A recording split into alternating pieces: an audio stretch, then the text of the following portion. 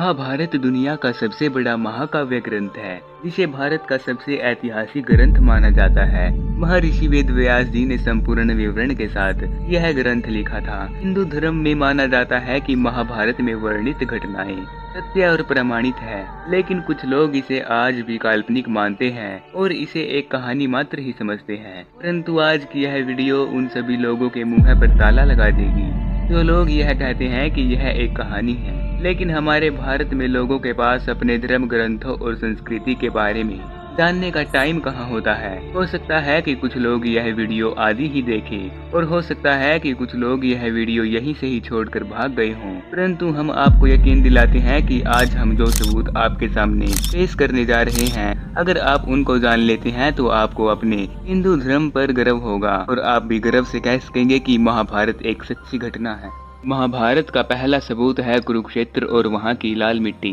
यह तो हम सभी जानते हैं कि महाभारत का युद्ध कुरुक्षेत्र में हुआ था, जो कि इंडिया के सबसे धाकड़ राज्य हरियाणा में स्थित है। कहते हैं कि उस समय भयंकर युद्ध में बहे खून की वजह से वहाँ की जमीन लाल हो गई थी और जब हमें इस बात का पता चला तो हम पहुँच गए धर्म युद्ध भूमि कुरुक्षेत्र।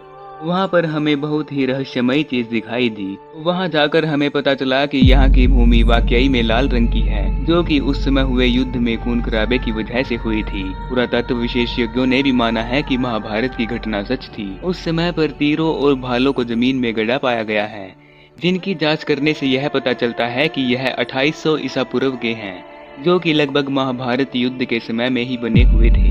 महाभारत का दूसरा सबसे ठोस सबूत है ब्रह्मास्त्र और न्यूक्लियर हथियार। महाभारत में आपने ब्रह्मास्त्र नाम के भयंकर अस्त्र के बारे में तो जरूर सुना होगा।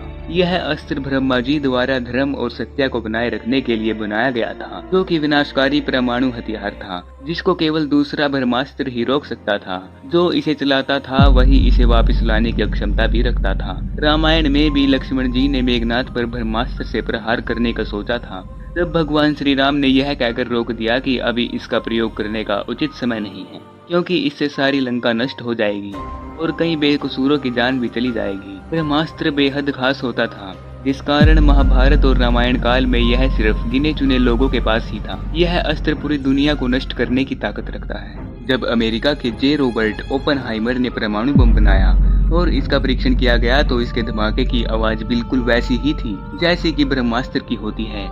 इसके बाद वैज्ञानिकों ने भी माना कि इस तरह का अस्त्र महाभारत में इस्तेमाल किया गया था। महाभारत का अगला ठोस सबूत है श्री कृष्ण की द्वारिका नगरी। भगवान श्री कृष्ण को द्वारिका का राजा कहा जाता है और महाभारत में इस बात की जानकारी मिलती है कि यह नगरी जल में डूब गई थी, यानी कि पूरा नगर ही पानी में समा गया था।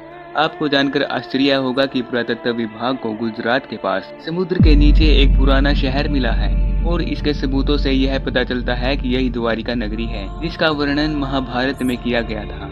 और मित्रों, जैसा कि आप सभी जानते हैं कि श्री कृष्ण ने ही द्वारिका नगरी बसाई थी और श्री कृष्ण थे तो भगवान श्री कृष्ण ने गीता का उपदेश अर्जुन को दिया था।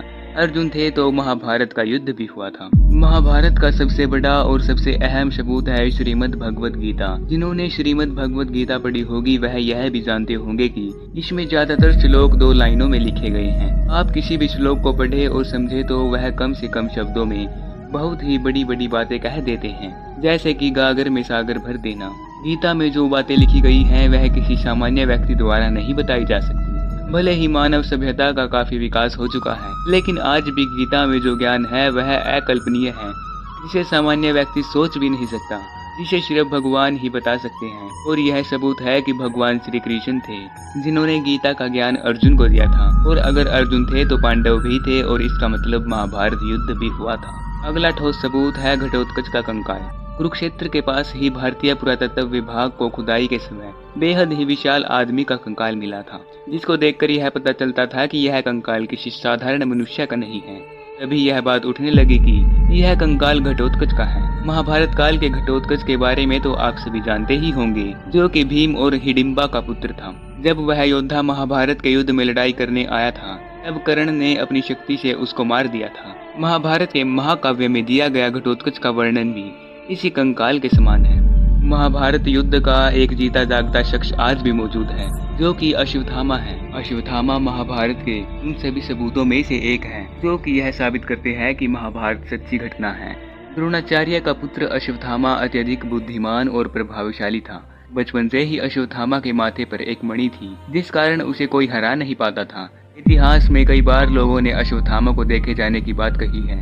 इतिहास में तो यह भी लिखा जाता है कि अश्वत्थामा जी ने ही पृथ्वीराज चौहान को उनका शब्द भेदी बाण चलाना सिखाया था। आज भी भगवान शिव का एक ऐसा मंदिर है जहां अश्वत्थामा रोज सुबह आकर जल और फूल चढ़ाते हैं। जब महाभारत के युद्ध में अश्वत्थामा के पिता गुरु द्रोणाचार्य को कपट नीति से अपनाकर मार दिया गया था, तब अश्वत्थामा ने गुस्से में आकर पांडव पुत्रों को मार दिया था, जिसके कारण भगवान श्री कृष्ण ने अश्वत्थामा को श्राप दे दिया था कि इस सृष्टि के अंत तक वह इसी धरती पर भटकते रहेंगे। इसके कारण ऐसा माना जाता है कि आज भी अश्वत्थामा जी जिंदा हैं और अश्वत्थामा जी के ऊपर बॉलीवुड भी बहुत सारी फिल्में बना चुके हैं। तो मित्रों, महाभारत के ये थे वे सबूत जो कि 100% साबित करते हैं कि महाभारत एक सच्ची घटना है, जिसे ऐसे ही नहीं नकारा जा सकता। तो मित्रों, क्या लगता है आपको महाभारत के बारे में? क्या यह आज भी एक कहानी है या फिर यह सच्ची घटना है? अपनी राय कमेंट सेक्शन में जरूर लिखें। साथ ही साथ इस वीडियो को एक लाइक तथा चैनल को जरूर सब्सक्राइब करें। वीडियो को ज्यादा से ज्यादा शेयर करें ताकि सभी को महाभारत की यह जानकारियाँ प्राप्त हो सके।